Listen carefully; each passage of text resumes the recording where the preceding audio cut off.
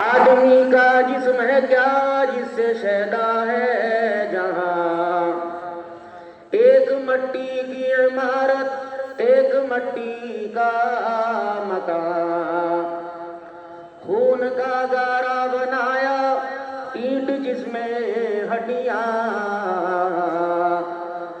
چند سانسوں پہ کھڑا ہے یہ خیالی آسمان، موت کی پرزور آندھی جب آ کے اس سے ٹکرائے گی، یہ ساری عمارت ٹوٹ کر خاک میں مل جائے گی۔ انتہائی واجب الاحترام سالانہ تبلیغی اصلاحی روحانی نقشبندی مجددی اجتماع، جس میں آپ حضرات اپنے دامن کی وسعت کے ساتھ اللہ کی رحمتوں کے سائے میں خانقاہ نقشبندیہ معاد الفقیر کا فیض لینے کے لیے 2 دن سے یہاں تشریف فرما ہو، بس بد نصیبی یہ ہے باغ و بہاروں والا باغ تو ملا، باغ کا مالی نہ ملا۔ اللہ میرے حضرت کے صاحبزادوں کو سلامت باکرامت رکھے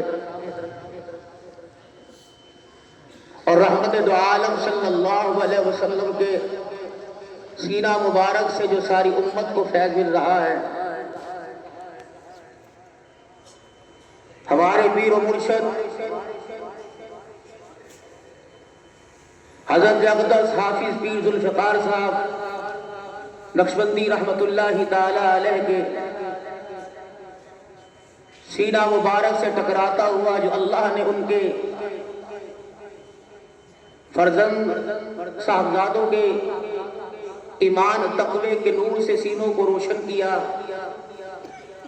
اللہ اس کا فیض قیامت کی صبح تک جاری ساری رکھے اور ہمیں ان خانقاہوں کی چمکتی ہوئی روشنی اور جلتی ہوئی شمع کی حفاظت کرنے کی اللہ ہمیں توفیق عطا فرمائے۔ آپ حضرات کے سر پر سجی ہوئی دستاریں اور سنت کے مطابق لباس اور کردار اس بات کا اظہار کر رہا ہے کہ مالی اپنی محنت سے اس گلشن کو اتنا قیمتی بنا گیا ہے کہ قیامت کے دن پروردگار عالم کے دربار میں کوئی نماز کا تحفہ، کوئی زکوٰۃ کا تحفہ، کوئی عبادت ذکر اذکار کا تحفہ لائے گا، جب اللہ پوچھیں گے فقیر تو میرے دربار میں کیا لے کے آئے گا، کہے گا اللہ یہ گلشن تیرے سامنے تھا، آباد چھوڑ کے آیا، آپ کا رونا، آپ کا ہاتھوں کا اٹھانا، سجدوں میں جا کر سبحان اللہ سبحان ربی العالی سبحان ربی العالی کے ذریعے اللہ سے سرگوشیوں میں ملاقات کرنا، یہ فقیر ہمارے قلوب پر اتنی محنت کر کے دنیا سے تشریف لے گئے۔ اللہ گواہ ہے کہ آپ حضرات میں مجنہ چیز کے علاوہ تمام بدگمانی سے اللہ بچاوے، ایسے حضرات بیٹھے ہیں جو سجدے میں سرگوشیوں میں اللہ کو پکارتے ہیں، اللہ ان کی سرگوشیوں کو ساتوں آسمان کے فرشتوں کو سنا دیتا ہے۔ میرے محترم دوست و بزرگوں، یہ خانقاہیں، یہ مدارس، یہ مراکز، یہ مساجد، اللہ ان کی حفاظت فرمائے۔ پوری دنیا کا کفر اور پوری دنیا کی کفریہ طاقتیں ان مساجد اور مدارس اور خانقاہوں کے نظام اور ان خانقاہوں کے اندر اللہ کی محبت کے جو شمع روشن ہو رہی ہیں اور عشق الہیہ کے جو فوارے چل رہے ہیں، اور ان کی چھینٹے اور ان کے قطرے عوام الناس کو اللہ کی طرف متوجہ کر رہے ہیں. یہ پوری دنیا کے کفر کی آنکھ سے نہیں اس کو برداشت نہیں ہو رہا. اس نے ہمارے مال پر نہیں، اس نے ہمارے کردار پر اور ہماری آنے والی نئی نسل پہ محنت شروع کی. ہمیں اس نے چھوڑ دیا. اس نے کہی بڈھے کھوسٹ ہیں، ان سے کیا لینا، یہ بولیں تو کھانسیں، کھائیں تو لقمہ ان کے منہ میں پھنس جائے، سوئیں تو ان کے سانس رک جائے، واش روم میں جانے کے قابل نہیں، ان کی چھوڑو، ان کی آنے والی نوجوان نسل کو پکڑو. تو جہاں میڈیا اس امت کو ایمان یقین کی محنتیں سنا رہا بتلا رہا، وہاں ہماری نئی نسل کو اللہ اس کے رسول سے دور کر رہا. اور یہی وجہ ہے ہم کسی سیاسی اور ہم کسی حکومت پر انگلی نہیں اٹھاتے، بلکہ جو حالات آپ کے میرے سامنے ہیں، کیا جو ہماری نئی نسل کو ان 3-4 دنوں سے اللہ اور اس کے رسول کی نافرمانی پر اور دشمنوں کی چالوں میں آ کر دشمنوں کی خوشیاں منانے کے لیے لگا رکھا ہے. تم ایمانداری سے بتاؤ، خدا کی مخلوق اللہ کی دھرتی پر، آسمان کے نیچے اور زمین کے اوپر تم قیمتی ترین لوگ ہو جو اپنے آپ میں اپنے گھر بار کو، اپنی اولاد کو، اپنی بچوں کو، اپنے کاروبار کو، اپنی روزمرہ زندگی کی مصروفیات کو چھوڑ کر صرف اللہ کی رضا کے لیے یہاں آئے ہو. کس کی رضا کے لیے؟ اور زور سے، کس کی رضا کے لیے؟ اور کس کی رضا کے لیے؟ اللہ. اس انداز میں کہیے، اللہ کا نام اس انداز میں لیجئے کہ ہماری زبان حرکت میں نہ آئے، دل حرکت میں آ جائے. کس کے لیے؟ اللہ. اللہ یہی چاہتے ہیں کہ میں نے اپنے بندے کو زبان دی. اس زبان کا حق یہ ہے، کھانا نہیں، ذائقوں کا چٹخورا نہیں، اور پانی اور مشروبات کی چٹخوری اور مٹھاس میں نہیں. اس زبان کا حق یہ ہے، چلے تو اس پر نام ہی اللہ کا ہے. تو آج جس کیفیت سے اور جن مراحل اور زندگانی دنیا کی ہم سانسیں گزار رہے ہیں، ایمانداری سے بتاؤ، آپ حضرات اپنے اپنے گھر کے سربراہ اور ذمہ داران بیٹھے ہو، فون کر کے پوچھ رہے ہو کام کا کیا بنا، بچے کہاں ہیں، کھانا کیا کہا تھا، کھانا کیا پکایا تھا. یعنی گھر کی فکر اتنی ہے، اس نسل کی روٹی کی، کپڑے مکان کی فکر اتنی ہے، یا اس نسل کی ہمیں آخرت کی فکر ہے. ہم نے انجینئر، وکیل، پائلٹ، بڑے بڑے سیاستدان بنائے، کیا ہم نے اپنے بچوں کو قبر کا وارث بھی بنایا ہے؟ ہم جہاں جاتے ہیں، اگر میں اس حالت کے اندر اس لباس کے ساتھ بیٹھتا ہوں تو اس لباس کی جھلک میرے بچے کے اندر نظر آتی ہے، ویسٹ کوٹ میں، پگڑی میں، ٹوپی میں، رومال میں. ہم نے اپنے بچے کو خوراک مساوی برابر کی، لباس برابر کا، پینا، کھانا، اوڑھنا اپنے جیسا دیا. کیا کردار بھی ہم نے اپنے بچوں کو اپنے جیسا دیا؟ کیا ہمارا کردار ہمارے بچوں میں ایسا ہے کہ میں اپنے بچے کی طرف انگلی کا اشارہ کر کے کہوں اور فخر کے ساتھ انگلی اٹھاؤں کہ یہ میرا بیٹا ہے؟ کچھ لوگ اس دھرتی پر بڑی بابرکت زندگی گزار کے گئے ہیں، جو قیامت کے دن اپنے بچوں کو اللہ کے سامنے پیش کر دیں گے کہ اللہ میں یہ کمائی تیرے دربار کے اندر لے کے آیا. بہاد الفقیر میں آنے والوں، بس آپ حضرات سے ایک عرض کروں گا، اللہ اکبر. دنیا کی زندگانی کو کامیابی نہ سمجھیے، تو یہاں کی ناکامی ادھوری ہے. ہم ایک مرتبہ حضرت مولانا عبدالغفور صاحب مدنی ٹیکسلا میں تھے، بہت بڑے بزرگ گزرے. ہم ان کے پاس گئے، میں اور مفتی محمد حسن صاحب دامت فیضم ایک جلسے پہ تھے، تو حضرت سے ملاقات کے لیے چلے گئے. آپ مسجد کے حجرے میں آرام فرما رہے تھے، تو 8-10 حضرات اور ساتھ تھے. تو گو تکیہ سفید کلر میں ان کے سرانے پڑا تھا، اور اس پہ ٹیک لگائے ہوئے اپنے بڑھاپے میں اللہ کی یاد میں مست مسافہ ہوا. تو مسافہ کرتے کرتے کسی نے یوں کر کے انگلی اٹھائی اور تعارف ہوتے رہے. ان کے بیٹے شیخ زکریا اٹھاتے اٹھاتے فرمائے یہ مولانا عبدالحنان صدیقی ہیں اور کامیاب پاکستان کا نامور خطیب ہے. اللہ والے چہرہ نہیں دیکھتے، پگڑی کے بل نہیں دیکھتے. اللہ والوں کی نگاہ جب اٹھتی ہے دائیں بائیں نہیں، دلوں کے دیکھتے ہیں کہ چہرے اور لباس کی کیفیت تو اللہ سے جوڑ رہی، دل کی کیفیت بھی اللہ سے جوڑ رہی. بس یوں دیکھا، مسکرائے اور یوں کر کے دہنا ہاتھ اپنے تکیے کے نیچے ڈالا اور عجوا کھجوریں نکالی، یوں کر کے سب کو بانٹی ایک ایک کر کے، اور مسکرا کر فرمایا بھائی ایک بات کہوں؟ کہ کیا بات؟ کہ ناراض تو نہیں ہوگے؟ جی نہیں۔ کہ پھر بھائی میں بھی ناکام ہوں، آپ بھی ناکام، میرا بیٹا زکریا بھی ناکام، اور مولانا عبدالحنان آپ بھی ناراض نہ ہو، آپ بھی ناکام ہیں۔ کامیابی تو ہمیں اس وقت ملے گی جب ہمیں مرتے وقت کلمہ نصیب ہو جائے گا۔ اس لیے اللہ کا قرآن کہتا ہے فَمَن زُحْزِحَ عَنِ النَّارِ وَأُدْخِلَ الْجَنَّةَ فَقَدْ فَازَ وَمَا الْحَيَاةُ الدُّنْيَا إِلَّا مَتَاعُ الْغُرُورِ۔ اللہ کا قرآن کہتا ہے وَالْعَصْرِ إِنَّ الْإِنسَانَ لَفِي خُسْرٍ، قسم ہے مجھے زمانے کی انسان خسارے میں ہے۔ بال والا کہہ رہا ہے میں کامیاب، اولاد والا کہہ رہا ہے میں کامیاب ہوں، کوٹھی بنگلے والا کہہ رہا ہے میں کامیاب ہوں۔ اللہ جل شانہ فرما رہے سارے کے سارے ناکام ہو۔ کامیابی تو تمہیں اس وقت ملے گی جب تمہارے بارے میں اعلان کیا جائے گا آج فلاں فلاں کا بیٹا جہنم کی آگ سے آزاد کر دیا گیا اور میں رب العالمین کی طرف سے ہمیشہ ہمیشہ کے لیے جنت الفردوس میں داخل کر دیا گیا ہے۔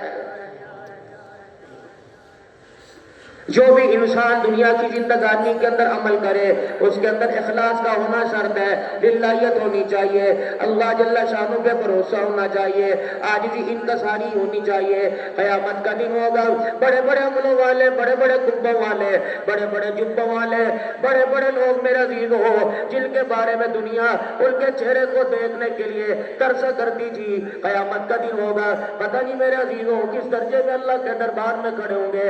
حدیث پاک میں آیا مالک کائنات ہے، ارحم الراحمین ہے، اپنے بندوں کو فضل کرنے والا، اپنے بندوں پہ کرم کرنے والا، اخلاص کے ساتھ جو عمل کیا ہوگا وہ عمل اللہ کو اتنا پسند ہوگا۔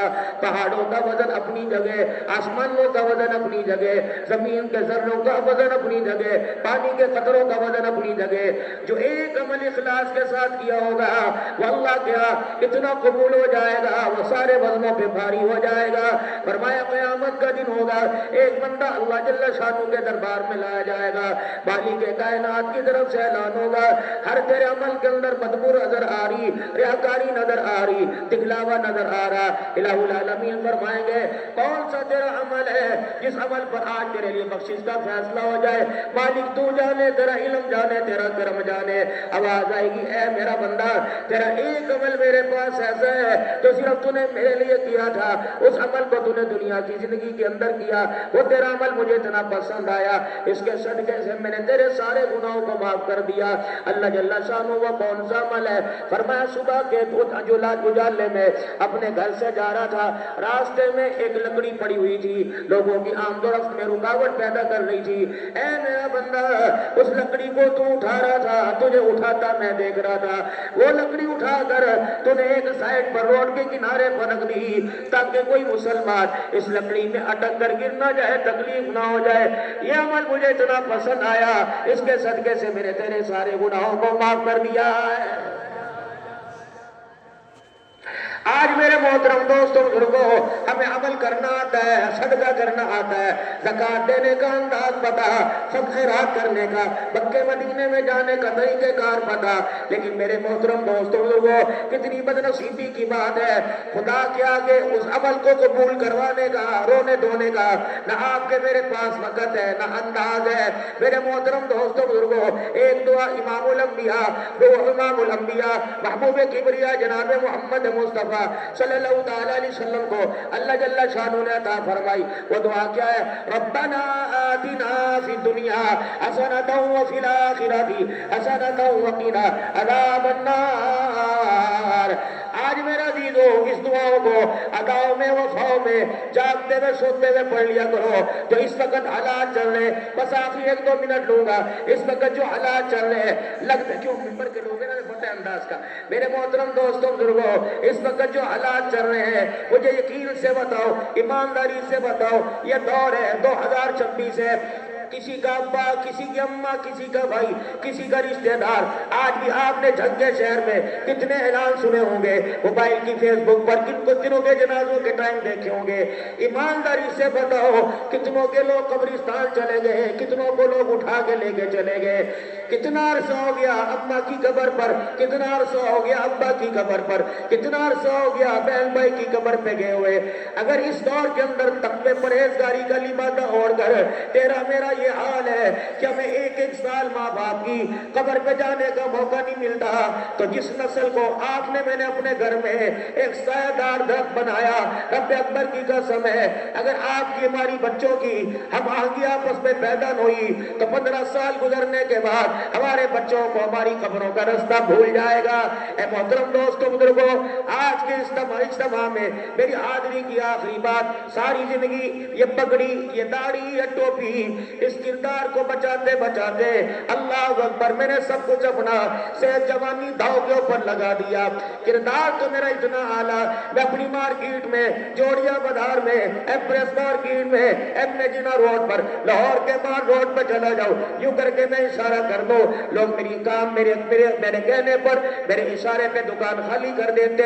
بینک کے اندر اگر اکاؤنٹ میں میرے پیسے نہ ہو، میں یوں کر کے فون کروں 50 لاکھ کا چیک کیش ہو جاتا ہے. میرے محترم دوستوں بزرگوں، جس عزت کو آپ نے غریبی میں، امیری میں، رات کے اندھیرے میں، دن کے اجالے میں بچایا، اللہ کے واسطے ہاتھ اٹھا اٹھا کے رو رو کے اللہ سے اس عزت کی حفاظت کے لیے دعا کر لو. اے اللہ اس عزت کو قبر کی آغوش تک محفوظ رکھنا، وگرنہ میرے عزیزو جس نسل کو ہمارے گھر میں آپ میں چمکتا دمکتا دیکھ رہے ہیں، تیرے جگہ جگہ شیشے کے آگے کھڑے ہو کر بناؤ سوار کرتا دیکھ رہے ہیں، یقین جانو یا اللہ میری نوجوان اولاد ہے، کندھے تک ان کا قد پہنچ گیا، اللہ میری عزت کو بچائیو، میری داڑھی پگڑی کو بچائیو. اللہ میری اولاد کی وجہ سے، میری بیٹی میرے بیٹے کی وجہ سے کسی تھانے میں، کسی کچہری میں، کسی عدالت میں اللہ میری پگڑی کسی کے پیر میں نہ رکھوانا، کسی کے آگے میرے ہاتھ میں نہ جڑانا، کسی کے آگے میرا ہاتھ نہ جڑوانا. 2026 ہے، نہیں یقین آتا، تم نے بھی دیکھا، میں نے بھی دیکھا، بڑی بڑی پگڑیوں والوں کو اپنے عدالتوں کے دروازے کے اوپر روتے دیکھا ہے. اللہ سے مانگ لو اے اللہ مجھے، میری نسل کو اور میرے گھر والوں کو قیامت کے دن دنیا کے اندر اللہ عزت کا، یا اللہ دنیا کے اندر عزت والا بنا دے، اور قیامت کے دن اللہ میری نسل کو میری کامیابی کا ذریعہ بنا دے. اس وقت سارا مجمع اللہ کے دربار میں اللہ کے آگے دامن پھیلا کر رو دھو کر اللہ سے مانگنے کے لیے، اللہ سے اپنے گناہ بخشوانے کے لیے، اللہ سے معافی مانگنے کے لیے بیٹھا. 3 مرتبہ بلند آواز سے کہہ دو یا اللہ میری توبہ، سبحان اللہ، یا اللہ میری توبہ، یا اللہ میری توبہ. اللہ ہماری زندگیوں کو بہتر بناوے اور ہمارے گناہوں کو معاف فرمائے. میرے حضرت کا فیض اللہ قیامت کی صبح تک جاری ساری فرمائے، اور صاحبزادگان کی اور خصوصاً شیخ الحدیث کی اللہ عمر میں، علم میں، تقوی پرہیزگاری میں برکت عطا فرمائے. آمین آمین. وآخر دعوانا الحمدللہ رب العالمین.